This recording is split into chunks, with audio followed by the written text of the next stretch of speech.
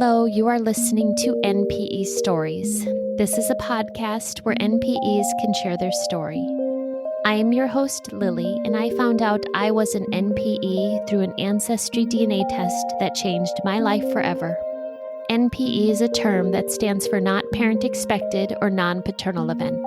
This means that one or more of our parents are not who we believe them to be. NPE Stories is a podcast where NPEs can share their story of what their original family was like, how they found out they were an NPE, and what their journey has been like since the day they found out. Welcome to episode 223. And first off, I have a little announcement for NPEs that may be interested. Many misattributed parentage individuals hope to obtain their medical history information from newfound genetic relatives.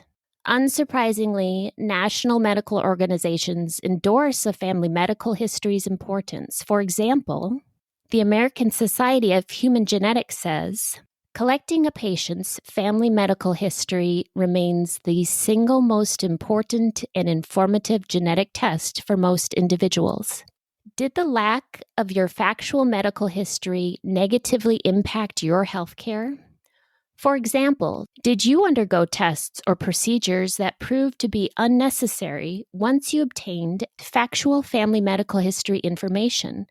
Or conversely, do you now know that certain tests or procedures should have been performed but were not because you lacked your medical history?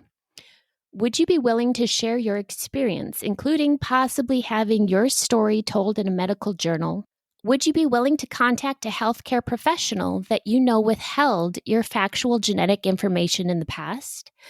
If so, please contact Richard Wenzel. You can reach him at npeadvocate@gmail.com to discuss his ongoing family medical history project.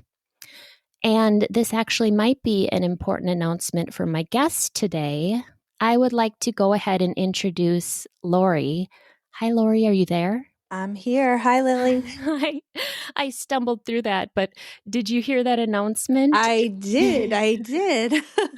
And I know we haven't gotten into your story. I'm wondering if have you ever spoken with Richard Wenzel? I do not believe I have. As you're going through that announcement, I was like, oh, check.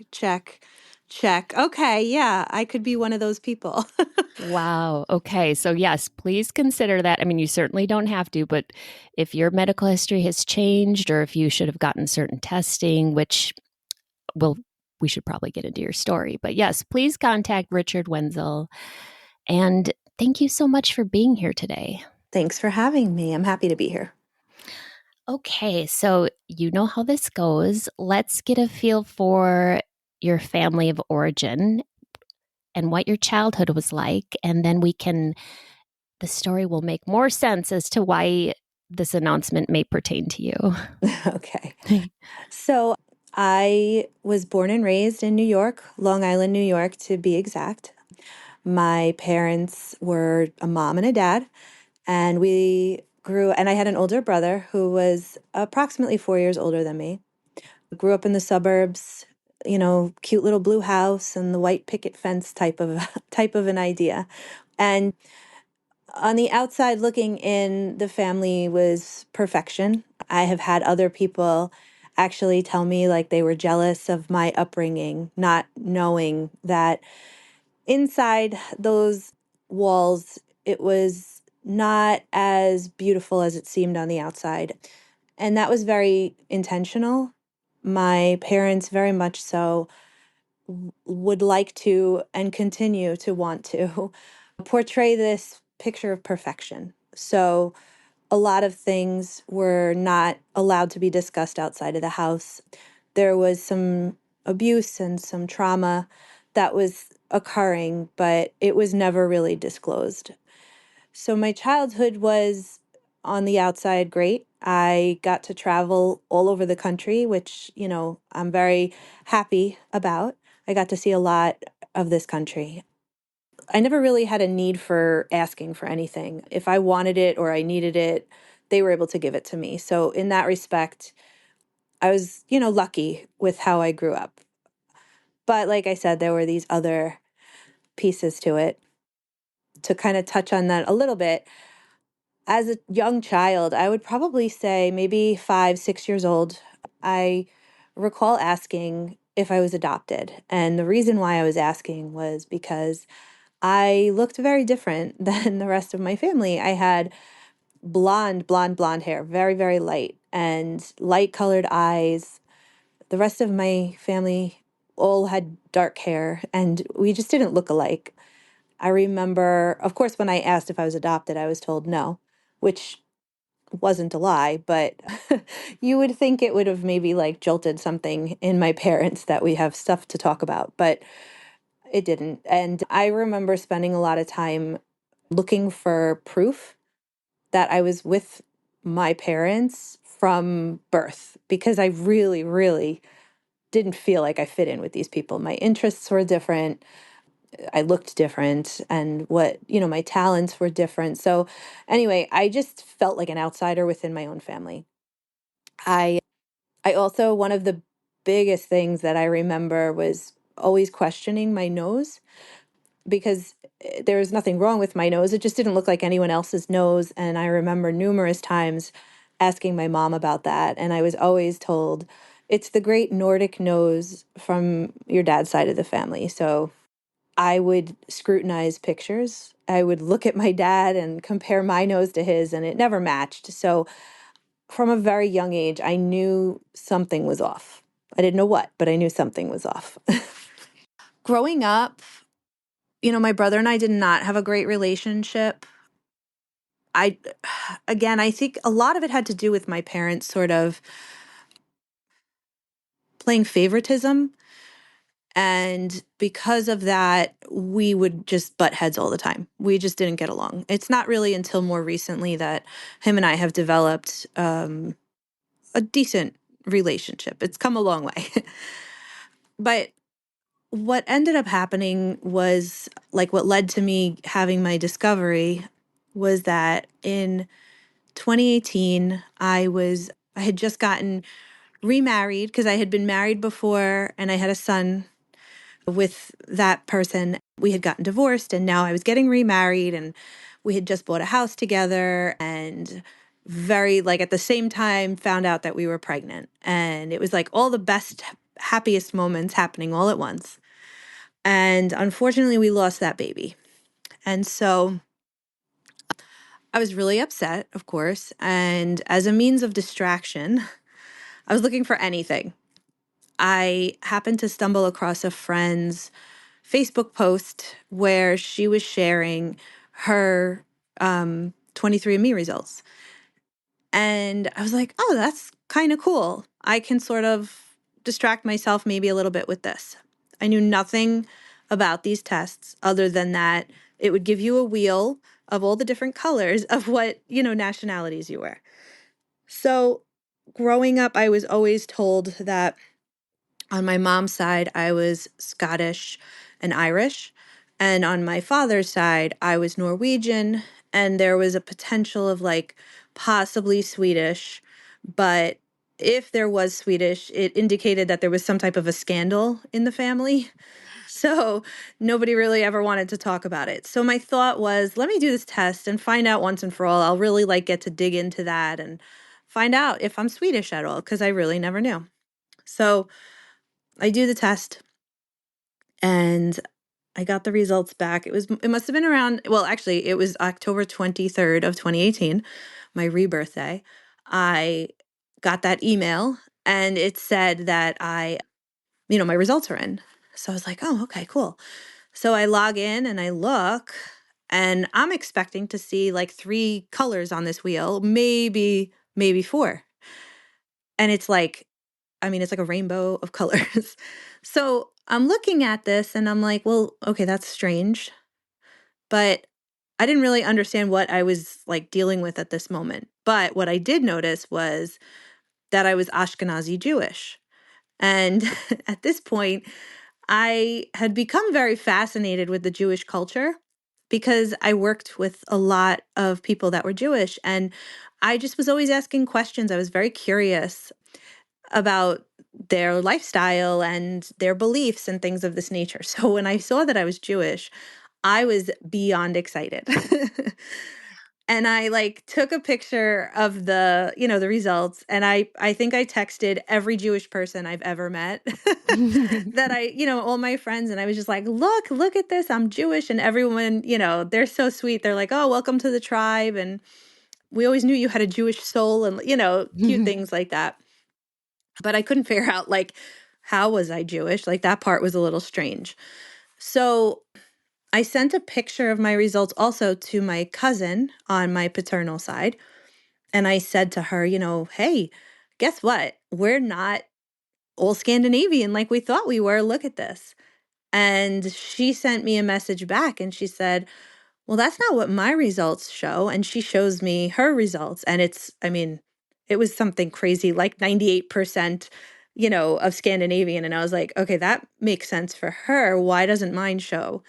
Then she says something along the lines to me of how she can't connect with me on the app. This is where the light bulb went off. Oh, wait a minute. You can connect with family members on these things? I had no idea. I didn't do any research. I just dove right into this. So she's trying to connect with me as like a relative, and it's not working. So she asks another cousin to try to connect with me also, because we're thinking maybe there's like a glitch or something.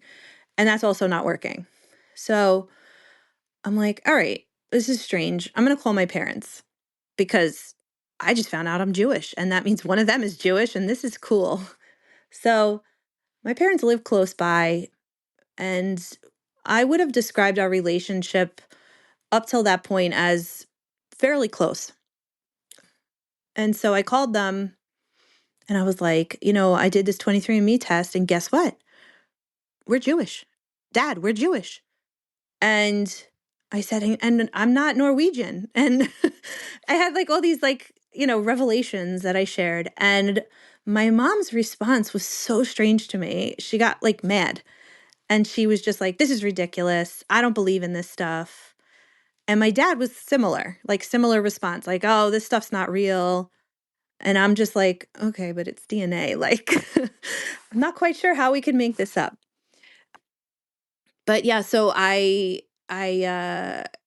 took their responses, but it didn't sit well with me because it didn't make sense. So I just ran with being excited. I didn't even put much more effort into looking at the family members. I think I just at that point assumed that the NPE was actually my dad. And I thought that I had just unearthed that he was adopted. And the reason I thought that was his sister was, I think, like 11 or 12 years older than him. And by this point, she had passed away, but she always used to say that he was adopted. And we always took it as a means of, big sister, poking fun at her little brother. But then that was one of the first things that popped into my head was like, oh my God, imagine that he really was adopted. And this whole entire time, she was telling the truth. And we were all just like, yeah, whatever, thinking it was funny. So that was what I thought. I thought that he was adopted. And I thought that me finding out these results was like I was discovering that, he was the NPE. But nevertheless, still very excited to learn I'm Jewish. So fast forward, and that holiday season, I decide to decorate part of my house for Hanukkah. And so my family from North Carolina, my brother and his family came up to visit that Christmas, and they spent Christmas with us. And so my niece, my oldest niece at the time, she was about 7 years old. They're from North Carolina, and I don't think she knew any Jewish people, or maybe only like one or two. So when she saw that, I was decorating for Hanukkah, she was all excited. And we're out to lunch one day while she's here, and the whole family's together. And she says, Aunt Lori, so if you're Jewish, that must mean that I'm part Jewish too. And before my niece could even finish saying it, my mom just cut her off and said, don't be ridiculous. Absolutely not. And it was just a very abrupt and strange response. So we all just kind of side-eyed, looking at each other, what was that about? But my mom can tend to be a little difficult and reactive. So it wasn't too far-fetched for her to respond that way, but it was just bizarre. So Christmas comes and goes, and it's a few days later. My family has all left by now. And then I get an alert on my phone, and it says I have a message on 23andMe.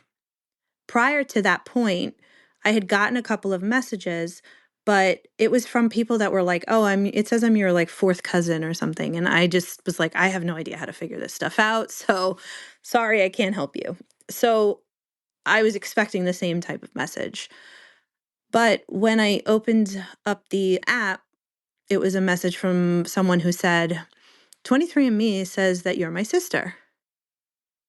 And so my initial reaction was like, how cool is this? I have a sister. And I, I consider myself an intelligent person, but it didn't dawn on me in that moment what it really means to have a sibling. So I was just super excited to learn I had a sister. I always wanted a sister. And so my initial reaction was, oh my goodness, like, it's so nice to meet you, like, this is so cool. I always wanted a sister. And then we started messaging back and forth, and we are trying to figure out, like, how is this possible? And this is when it starts to kind of sink in that the heritage that's showing up that I thought was my father's was not actually his. So this is when I'm sort of having this moment of like, wait a minute, I don't think my dad's my dad. And the reason I knew it was him was because the British and Irish the Scottish and Irish that I was expecting from my mom was there. It made sense. The other stuff was like all sorts of, various things that made no sense to me. So I figured that my dad that I was raised with couldn't have been my dad. I'm messaging back and forth with my sister, my new sister, and we start to think about how this is possible. So, of course, naturally, our brains go to that our parents must have had an affair because I feel like that's, if you're not adopted, then you must have had an affair. That's like a logical thought. So I am trying to figure out with her, how could this have happened, though? So she was born also on Long Island. She had since moved, but she was here when she was born. So we were like, all right, well, how did your dad and my mom's paths cross? Also, I couldn't put my head into the idea that my mom had an affair because she's so, I mentioned earlier how everything is about, how everyone perceives her and looking like perfection is so important. And she like demonstrates as though she's so perfect. And it was pretty crazy to think about the fact that she would have cheated on my dad. But I mean, I had no other explanation. So we went with that idea for a little bit. And I was like, all right, so her dad is who we assumed was my dad. So at this point, we were thinking her parents were exactly who she always thought they were, but her dad was my dad. Now, her dad had passed away by that point, so it wasn't like we could confirm this with him. And of course, she didn't want to go talk to her mom about it. So I figured, let me do ancestry. I'll do another DNA test with, most likely the same results will come up. And then I can approach my mom with two tests and say, like, come on, let's talk about this. And the whole time, at the forefront of my mind, I was really thinking about protecting my mom, protecting my dad, because I was like, my God, if my mom had an affair, my dad's going to just be devastated. And I felt terrible for that. I didn't want my dad to feel like that. And then also, this was obviously a big secret. Now I understand why my mom was so upset all the times I had approached her about this. So I knew it was a very touchy subject. So my theory at that point was, let me do another test, get the results, and then I can approach her with two tests and kind of like have a heart to heart with her. Like, let's talk about this, woman to woman. I was in my late 30s at that point. So it's not like I was like a young kid. So I do the ancestry test. My new sister decides she'll do it too, but she was like a couple days behind me. And she's like, well, just, see if we match on there again too. You never know.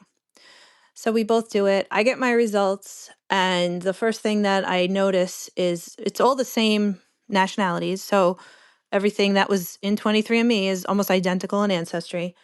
And now, I'm a little bit smarter and I understand that you connect with family members. So I start looking at the connections and I see these two, I think it's labeled as like close relatives. And it's a female and a male. And I think I can see that they're like around my age, like the same age actually. So I was like, I sent a message to my other sister. I'm like, so there's more people here. Like, I think there are siblings also. Like, so we wait for her to get her results just to confirm it's on that side. And it is.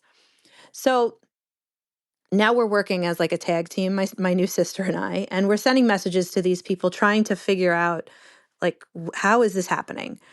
So we come to find out that both of the accounts were run by other family members, not the actual person themselves. So the male's account was run by his mother, and the female's account was run by her older sister. So we messaged these people, and the male's account, so his mother responds back and basically says that, were either of your fathers a NYU med student back in the early 1980s? And so we're like, no. And so she says, well, I'm on this site trying to find my son's biological father, which was a sperm donor at NYU Medical Center. And so we were like, well, okay, so does that mean that we are donor conceived also? I don't even think we knew the term donor conceived yet, but I describe it as almost like a bomb going off in your lap. Like you don't know where to go with it. It's just like it exploded. So we're trying to put the pieces together. We start to think that maybe my sister, her dad potentially was a sperm donor. And that because I guess, I don't know if I said this already, her nationalities were what she was kind of expecting. So we always assumed off the get-go that her dad was actually both of our dads. So now we're thinking that he's also the father to these other two new people that we've found. And the mother of our newfound brother is coming back at us pretty aggressively. And it was really hard because we were going through so many emotions at that point, but she was coming back at us like, there's no way your dad is a sperm donor. It was an NYU med student. And it's just not him. Your dad's not who you think it is. And she was pretty like cold about it. And we were still in that area of like, what is going on? Just trying to figure stuff out. So we had to take a little bit of a break from her. She was a lot. And we started focusing on the other person that we closely connected with. And so we sent a message to her, and the account was run by her older sister. And so we just said, like, we're trying to figure out some information here. I think I might be donor conceived, but I don't know. Like, I'm very confused with all this, and I don't know what to believe or what to think. And, I just wanted to see if you wanted to chat and maybe we could talk through this. And so her sister wrote back and said, that she was her sister, but she would pass the message along. And I gave her my email address and told her to reach out. And I mean, almost instantly, I think she reached out. So it turns out that sister, the newest sister, she learned that she was donor conceived from like her early teen years. And so she knew she was donor conceived always, but it was an anonymous donor. So they had no idea who the father was, biological father. And so she was on Ancestry just trying to see if she could ever match with family members. So this was, I think, the first time she had gotten like a close match. I'm not sure how the newfound brother and sister like didn't connect on there yet, or maybe they had sent messages before. I don't really know. But anyway, so we all start talking. And based on the information that my newest sister was able to provide, the information that the mother of our new brother was able to provide, we were able to figure out that we are all donor conceived from an anonymous sperm donor that came out of NYU med school. So all of us, so there was four of us at that point, and all of us were born within 13 months of each other. So it's like literally, it's like every couple months one of us was born. So we're super close in age. Nobody lives here anymore in New York, though. So I'm the only one that's still here. My brother lives in Arizona. My new sister lives in Connecticut, and my other sister lives in Florida. So nobody's local. So, I mean, I've heard horror stories of like these donor conceived people who end up like dating their siblings and don't even know it. And I'm, I guess, lucky in that respect that I did not encounter anything like that. So I learned I'm donor conceived and shock of a lifetime. But I still in my mind am thinking, oh my God, like my poor dad, I wonder if my mom did this behind his back. Like maybe she couldn't get pregnant. So she went to the doctor to get, some assistance and used a donor so that they could have kids and never told my dad. That was what I thought. I this would have been like April of 2019 at this point now, and I just decide I have to go talk to her alone because I don't want to hurt my dad again.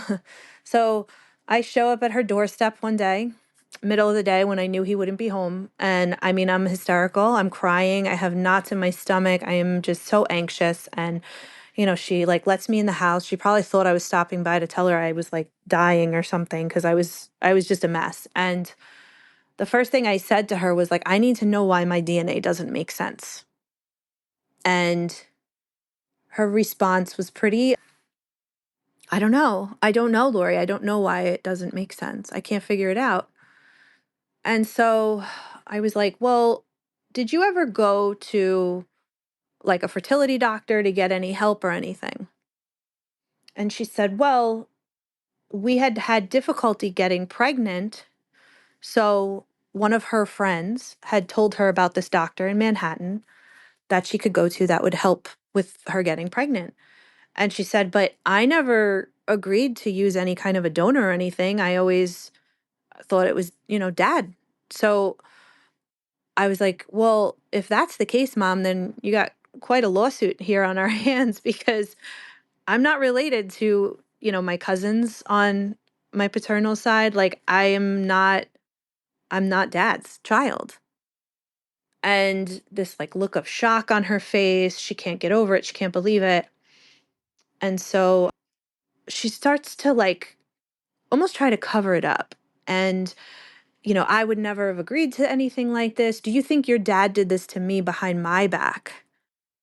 And like to this day, when I say that out loud, I'm so taken aback at how quick she was, knowing everything I know now, which I know we'll get to, but like how quick she was like ready to throw him under the bus. Like he was the dishonest one that did this.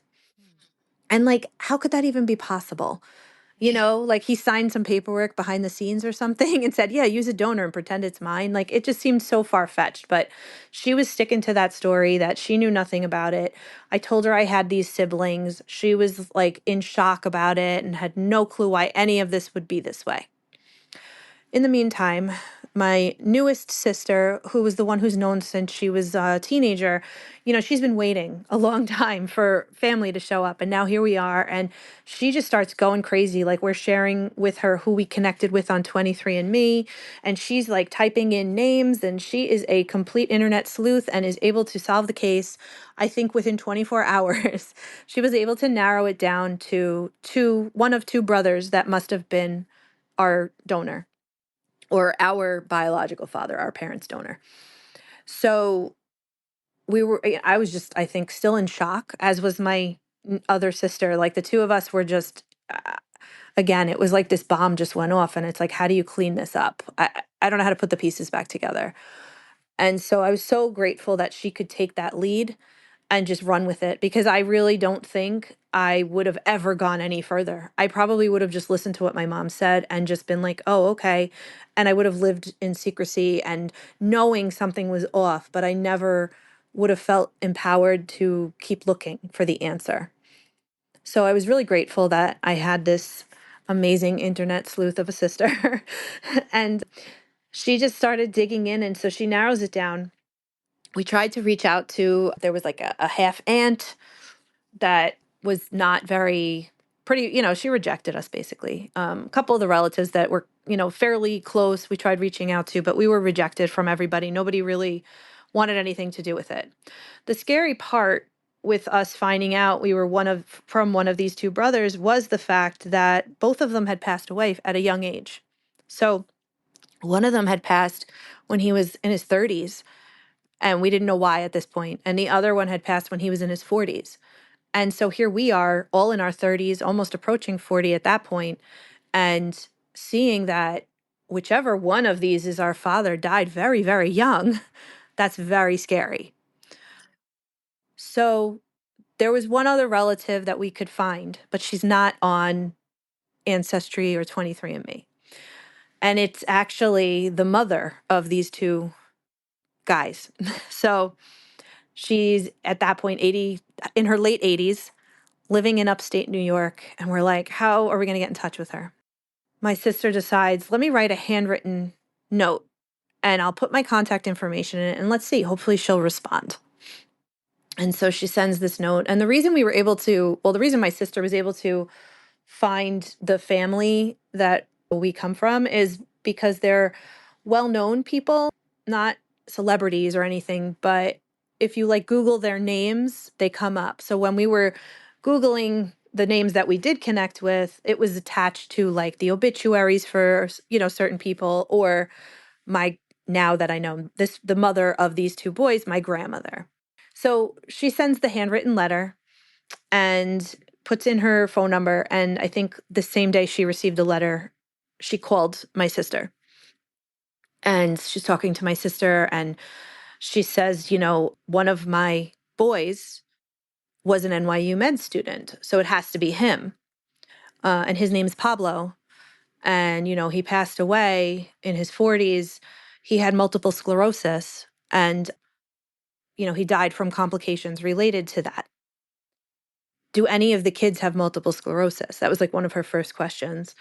And my sister was like, I don't think so, but I don't know these people really yet. But to my knowledge, no, nobody does. And so, that was always one of her top concerns, was the health of the offspring from her son. We start talking to her. We all have conversations on the phone. Turns out that she's this Latin American artist. She's a Cuban woman, and which is also interesting because I found out I was Cuban and Spanish and Ashkenazi Jewish and all sorts of other, different than what I ever anticipated finding out about myself. So we start talking and getting to know one another. And then we decide by January of 2020, we're all going to get together and meet. The brother never contacted us at all. We basically said to his mom, please tell him about us. And here's our contact information. If he wants to reach out, we would love to talk to him. But we really never heard from him. So it was just me and my two sisters and my grandmother. And so we decide January of 2020, we all go meet upstate. So my sister from Florida flew in, myself and my sister in Connecticut, we all drove up. We met at a restaurant. My grandmother wasn't there yet. It was just us three sisters. And the only thing I can describe it as was meeting up with a friend you just haven't seen in a while. The three of us just had this instant connection. It never felt weird. It never was awkward. It was so comfortable.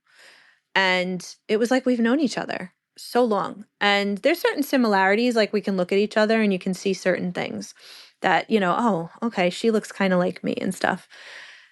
For someone like me who had been looking for that from such a young age, it felt so good to see people that sort of resemble me now. Anyway, we have this great lunch. We're staying in an Airbnb together, the three of us, and it's right down the block from where our new grandmother lives.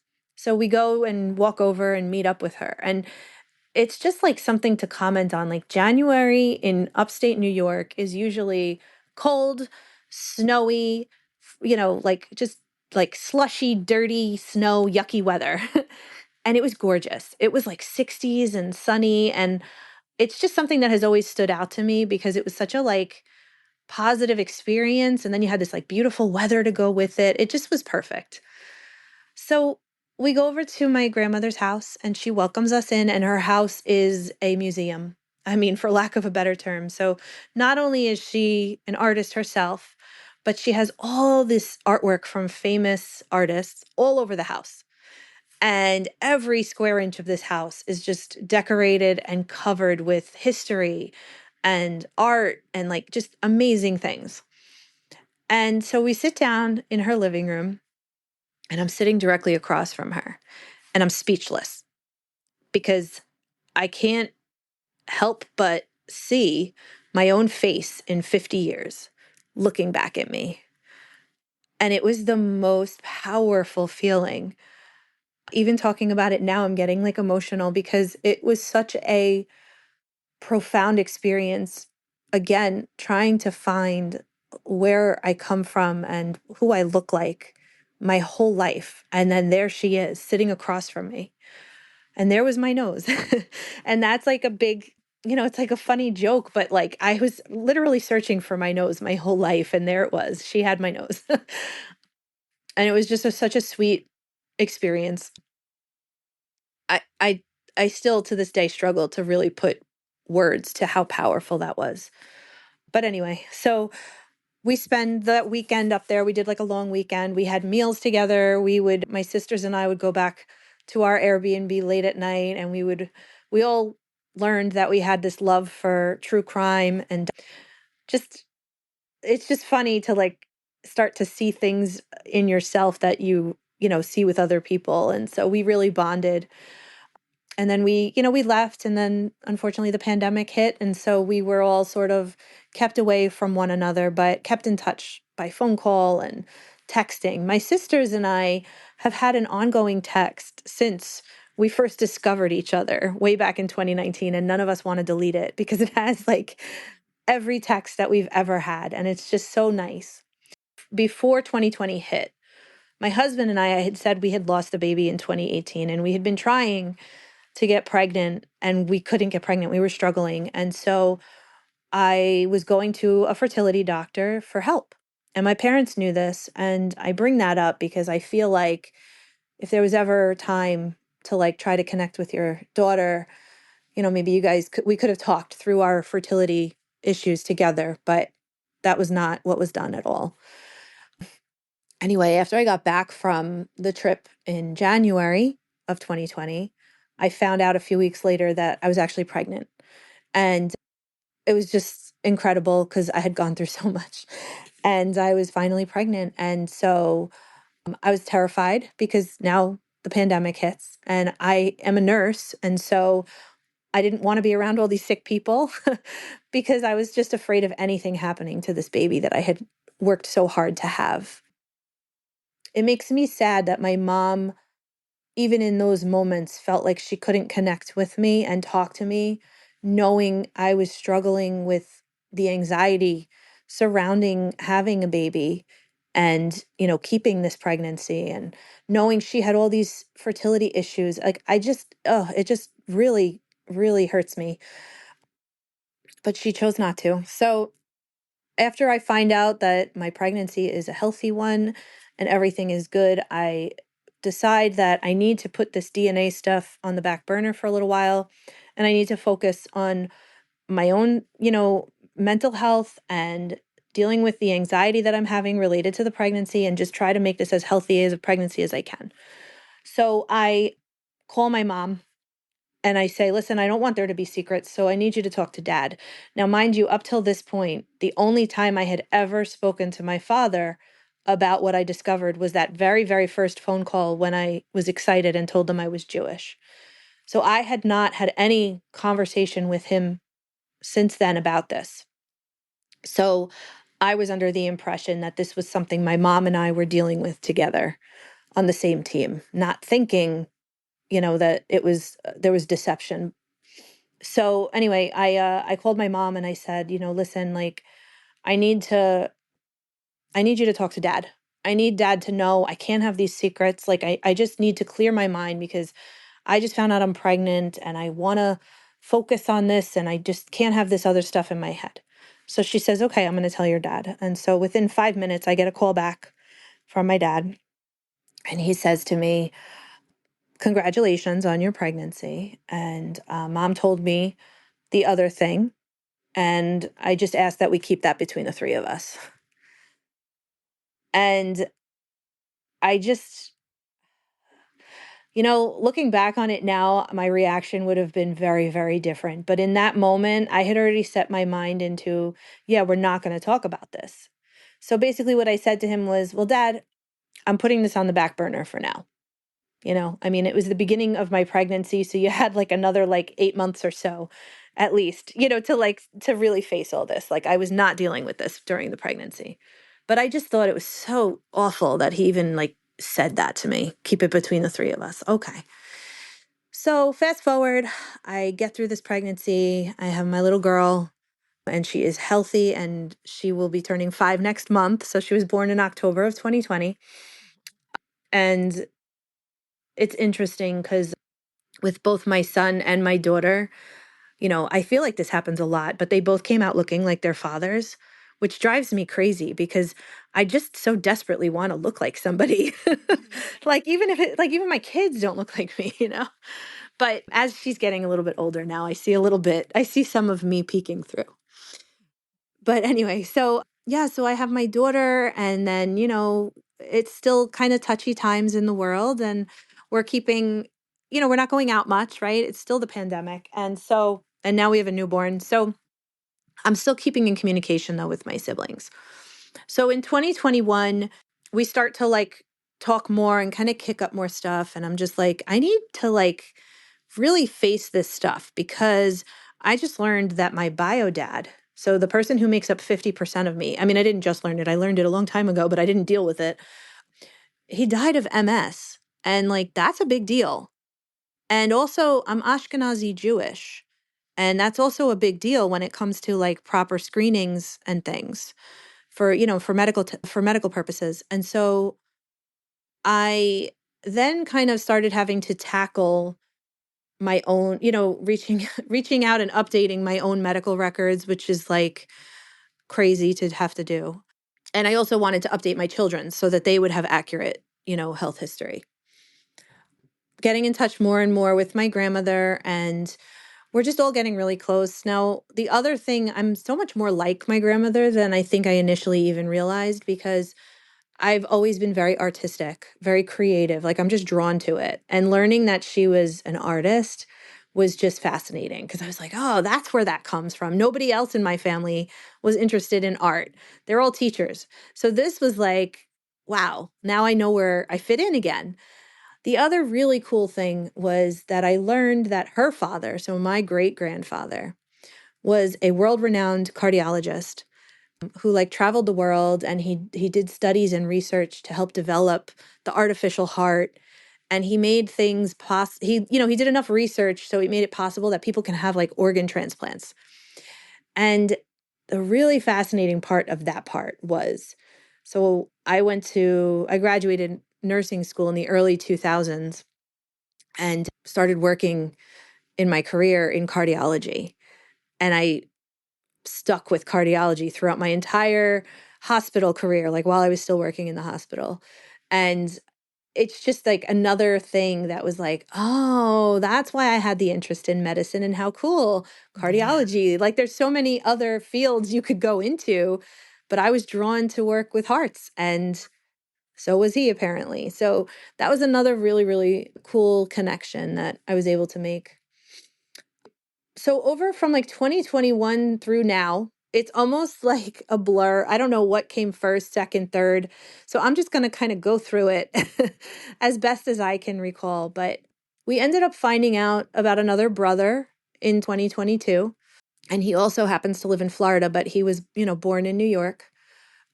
And so that brother and my two sisters and I have maintained a decently close relationship. We've met each other and, we've gotten together a few times. I have gone upstate to see my grandmother quite a few times. We try to go up for her birthdays in April every year.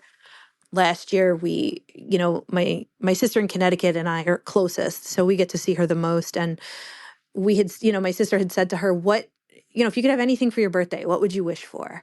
And she said, oh, I wish I could go back to Cuba. And obviously we can't do that.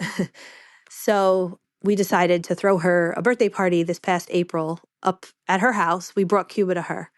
And so we brought like decorations to make it look like Cuba, and we played, music from Cuba. And I brought food up from, Cuban food, and I got her a special cake, like a dulce de leche cake. Um, and we just had like a little party, but like we try to get there every year for her birthday. Aside from that, she's had some art shows in Brooklyn, New York, so that's fairly close to me. So I've gone to those. I brought my family, my husband and my kids up to meet her. So they've all met. I don't ever want there to be any more secrets with my kids. Like it stops here. As far as the relationship with my parents, that has been a really difficult one to navigate. Over time, I approached my mom alone again because now I knew my dad knew, but I still wanted her to like talk to me about it. And every time I would approach her, she didn't know anything about it. She never agreed to it, this whole big thing. It got so bad to the point at one point I actually called the doctor's office. And now that doctor has long since retired, but his office is still there. And I was asking them about the consenting process in the early 80s and like all this stuff because I knew she was lying to me. I just knew it. And so it was just so frustrating that she wouldn't just come clean. And I guess I thought if I keep coming to her and making her feel like I'm safe to speak to, like this is a safe space, we can talk about this, then maybe she'll talk to me. But that never would happen. That never happened. And so ultimately, what I ended up doing was I sat both of my parents down together at some point and I just said, I need to talk about this. I can't live like this. And so my dad, he goes through every single detail about the conception. He went through where the doctor's name, he knew the doctor's name still. He knew what streets in Manhattan.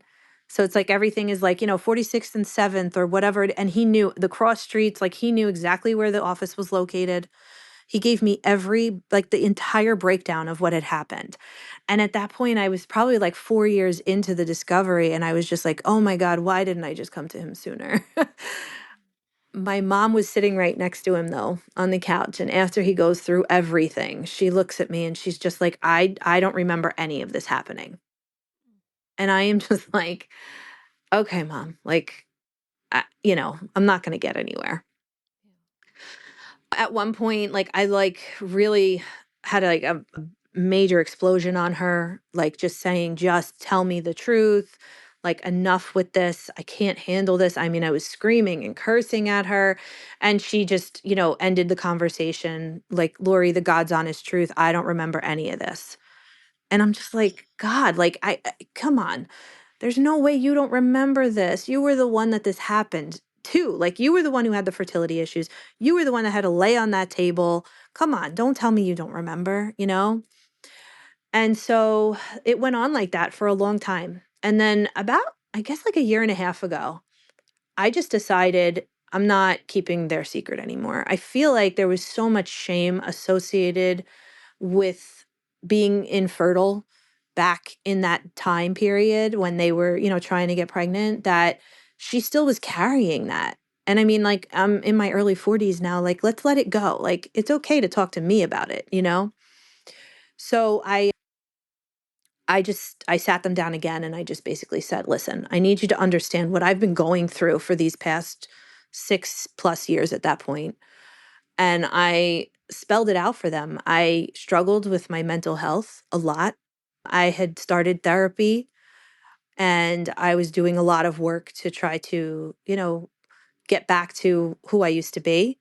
I also explained to them though that, when you start therapy, it just drums up all old trauma that you had long buried away.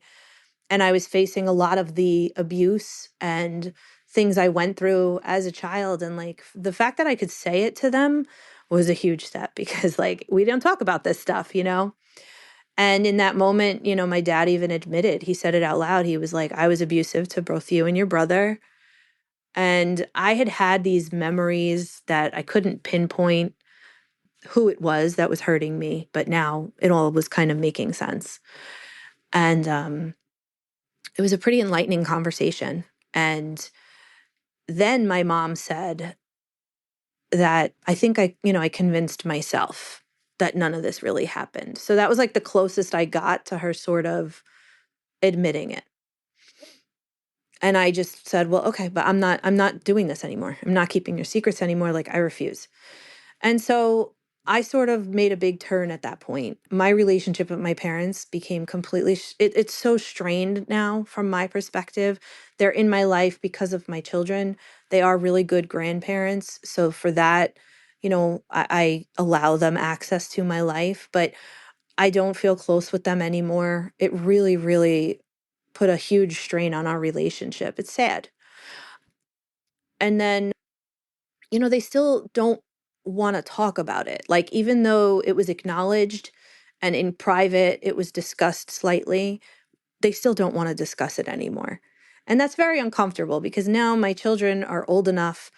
They know their cousins, they know their aunts and uncle, they know their grandmother, like they know all these relatives. And it's like they're not supposed to talk about them from my parents' perspective. But I tell my kids all the time, you never have to hold back. You can say whatever you want to say. And it was actually last Christmas that my mom was like coloring a picture. No, my mom was playing with my daughter, and my son had made a picture, and he showed it to them, and they, were commenting on how good it was. And my mom was like, oh, he's so artistic. I wonder where he gets that from. And my daughter yells out, Sita, which is my grandmother, the Mhm. artist. And my mom, you could just see it just made her so uncomfortable. Yep. And she was like, well, I was going to say your mother, but okay. Like, it just made her feel so awkward. But I thought it was great. So anyway, so that was like the whole like wrap up. I mean, at this point now, I talk about it. I'm doing a podcast. I've done other, things where my name is out there, and I'm not, secretive about this anymore, but it definitely still makes my parents extremely uncomfortable.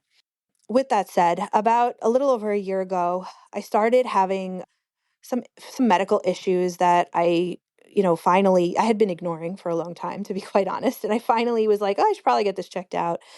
And that the doctor sent me to a neurologist, and I'm actually like in the process right now of undergoing all the testing for a diagnosis potentially of MS. And that really hurts. I mean, aside from the fact that MS, it sucks. Just knowing, thinking back to my bio dad, Pablo, when he donated, like he knew he had MS at the time he was donating. So, like, I just sit there and think to him, like, I was angry when I first started going through this because I was like, why would you donate? Why would you do that knowing you had MS? And then I was like, okay, did the doctor even ask? Did the doctor ask for a medical history? Because that's like a huge issue. They never even, they didn't even always ask. And then if they did ask, did he disclose it? And if he did disclose it, did the doctor ignore it? Did my parents ask any questions? Like I just went through in the past a little over a year now, this whole like another layer of this DNA discovery, like really like knocking me down on top of not feeling well physically. So it's just like it just never ends. And here I am 7 years later, and it's like there's still more to go through related to this. And that stinks. It's not fair. To go back to your announcement that you made at the beginning of this, that, I should have been under the care of somebody, of a neurologist, way sooner than at 42 years old. It should not have gotten to that point. And it's just a hard thing to swallow because my parents, I think back throughout my life of all the times that they could have told me that they used a donor. Like, I mean, all the times. And they never ever chose to. And even now, with everything I'm dealing with medically, and knowing that my bio dad had died from MS, like that they still don't want to talk about it. It's just like mind blowing to me because I'm a mom and I just can't imagine doing that to my kids. I just can't. That is mind blowing. And Lori, I'm so sorry for all the stress around this testing. That sounds incredibly scary. I cannot believe that, we hear about regulations or lack of regulations with Yeah. sperm donation. And and then there's also the question of not only all the questions you had, did the doctor ask, what, did your parents ask, but what if medical history changes Oh, after yeah, donation, right? People absolutely. get Yeah. get diagnoses later in life, and is that ever corrected with the sperm bank? And No. The answer is gosh, no, it's not. no, it's And not. it's interesting that you bring that up, Lily, because like I had to go to a second MS specialist a couple weeks back. And, she was asking for my medical history and she was doing like a really like heavy deep dive. And one of her questions is, what's your your father's medical history? And so of course I had to share that he had MS and he passed away in his 40s. And she was like, "Oh, okay, well, did he have any other medical problems?" And I'm like, "I have no idea." I have absolutely no idea. Other than him having MS, I don't know. For all I know, he had high blood pressure. Like, I don't know. Maybe Yeah, he had some kind of cancer. So I have no idea. And that's terrible. Like, that's it so is. unfair. Yes, yes. Were there other autoimmune conditions? Yeah. What? Just that's. And how about your brother, the one that you're raised with, 4 years older? Yeah. So my brother and our relationship has definitely improved a lot in the past few years. But when I had that like big conversation with my parents, I asked them how they got pregnant with my brother. And they said they followed the same process. And so now, mind you, that was like 4 years into my discovery. And so my question next was, well, have you told him? And they said no. And I was like, well, don't you think you should? Like, it was just so like, how have you not learned anything with what we're going through that you didn't think to tell him? He's got 3 kids, 3 girls. Like, who knows what, on his donors, bloodlines, like who knows what there is. And now, what if there's breast cancer? My mother's a breast cancer survivor. So now those three, his 3 daughters would be at such an even higher risk. So he had a different donor, but my parents said they went through the same process. So back then they used to like mix the sperm. So they would take the father or the husband's sperm that they knew was not, you know, viable. It was not going to work to impregnate. And so they would mix it as a means of almost like making them think there was still a chance. And even with knowing my situation and my whole story, and then knowing they went through the same process for my brother, like, so odds are that he, unless he's like a miracle, which don't get me wrong, it does happen, but odds are he's also a donor's child. Like, you see what I'm going through medically to this day. They have never had a conversation with my brother about that. So Yeah.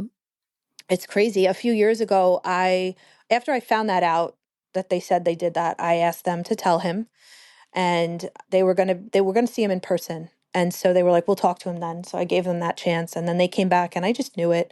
I knew they hadn't, and I reached out to my sister-in-law, my brother's wife, and I just said, "Hey," and she knew my whole story. Like, throughout the years, I've been keeping her up to date, and so I said, "Hey, when my parents were down there, did they talk to you guys at all about DNA stuff?" And she was just like, "Oh, you mean like your stuff, or is there more?" And I was just like, "Oh my God, they didn't do it." And so I told her, and so she ended up telling my brother. My brother does not like to discuss this. He never wanted to take the test. He, to this day, to my knowledge anyway, never has taken one of the tests. He doesn't want to talk about it. And, it bothers me just for the sake, if nothing else, the medical history. But I did my part. I told him, and it's a shame. I wish he would go through whatever testing so that his 3 daughters would at least have a fair shot at knowing their medical history. Hmm. So the secret seems to want to continue in your family. I know you are ending it. I love that you're ending it with your children. Yeah. That's a lot to have gone through this, and you're still going through it. I'm still going through it, and it's like, thank God I have the husband I have now and my children, and I have, a few friends, a few close friends that have really like that's who's helped me, and my therapist, of course, because she's amazing. But without them, I feel like I literally would have just lost it. I would have fallen apart completely, because I have a great support system, but without that system, like, I don't think I could have gotten through all of this to where I'm at now. Isn't that so important to have like that safe circle, that supportive circle, and your therapist, right? Yes, 100%. Are you now? I feel like I don't know if I've met you, if I follow you on social media. Are you involved in the NPE community? I am. I kind of like am a little bit everywhere. Oh yeah, and you're the donor conceived community as well, of course. Yes, Yeah. but yes, I'm in the donor conceived community. I am a advisory council member for Hiraeth Hope and Healing. Oh, I love Yeah. their retreats. Oh, that's one. Yes, I'm Thank you for going doing next those. month. Yes, I'm going next month to the one in Virginia. I'm really excited. And then I also work for a group called NPEN, which I'm not sure if you've heard of them. It's nursing for NPEs. So it's fellow NPEs that are nurses that basically we function as mentors. Like we volunteer and we help people new to their discovery sort of, get through those early days, especially. We try to help pair them up with therapists as well. And just be a support system for them. So I feel like I've gotten far enough in my discovery now. Like, even though there is so much more still happening, I want to help other people. So yes, I have like my social media page that I have like one page that's like dedicated specifically to this kind of stuff. And so you've probably, I think, yeah, we're like together on there. We follow each other and everything. So, but yeah, I just feel like the more we talk about it, these kind of platforms, the podcasts and articles and, everything, like the better it is for our entire expanded community. We have to discuss it because it's terrible not knowing, where you come from, who makes up half of you. It's awful, or all of you, depending, it's terrible. Yes, and thank you so much for mentioning these resources. I'm going to put a link in down below for everything you just mentioned. Hiraeth Okay. Hope and Healing, NPEN. Is that how you say it? NPEN? Yeah, NPE? NPEN. Yep. It's NPEN. I was saying. I thank you so much for mentioning those. Feel free to send me more specific links as well. okay. Yes, I'll I'll do get the that. proper links in there. Lori, if people wanted to get in touch with you personally, could they do that? Absolutely. The best way is probably through my Instagram that I had just mentioned. I have like a dedicated Instagram to this whole side of my life. So that Instagram handle is Journey, Journe, the number two, and then me, ME. So it's just Journey without the Y at the end, the number two, and then me. Oh, And yes. I'm very welcome and, I'm very grateful and happy to, connect with others. I recognize your You social media, and recognize I me. do, yeah. Oh, thank you, Lori, so much for coming on and sharing where you're at today. Thank I you. really appreciate you setting time aside and sharing. Thank you. Thank you so much for having me. And thank you for doing your podcast, episode 223. That's a lot of NPEs that you have spoken to. So that's awesome. I'm glad you're giving us all the opportunity to have a voice out here. These stories are here for us to identify with. If you are an NPE and would like to share your story, email npestories@gmail.com. You do not have to give any identifying information. If you are an NPE and would like to share your story, I'd like to hear from you. Subscribe to this podcast to hear more. Come heal with us.